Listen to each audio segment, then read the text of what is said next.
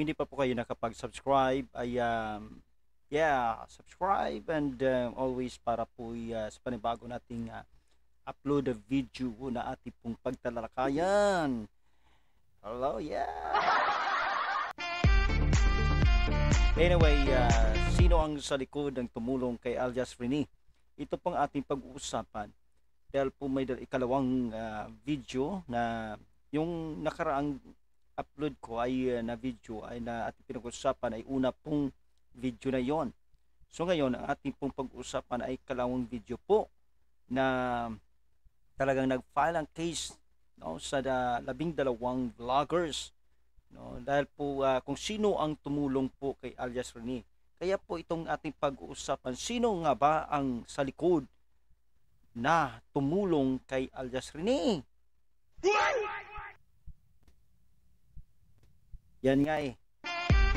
Yan nga dapat natin sino nga ba? Anyway, malalim na pag-uusap yan o malalim na sino nga ba, no? Sino ang sa likod na tumulong kay Alias Rene?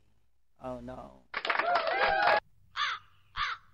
So this time ay pakinggan mo na natin si Manguan. Manguan, anong bang pipiliin mo? Pag-ibig ba o pera?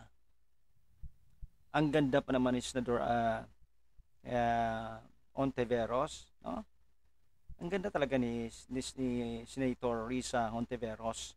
So kung ang babae na katulad ni Risa Hontiveros, Manguan, siya ba pipiliin mo ba ang pera o ang pag-ibig? Pakinggan natin si Mang Juan. Sir, kung papibiliin po kayo, pag-ibig o pera? Pera. Kasi pag may pera ka, kahit adik ka, nagmumysterious. Pira nga naman eh. Bakit papipilitin ang pag-ibig? Pira. Sabi si Mang Juan, no? Talagang pira nga. Okay, sige nga. Okay, nandito na ngayon na ating pong pakinggan po ang video, ikalawang video po ni Alias Rene. Na talagang ito po yung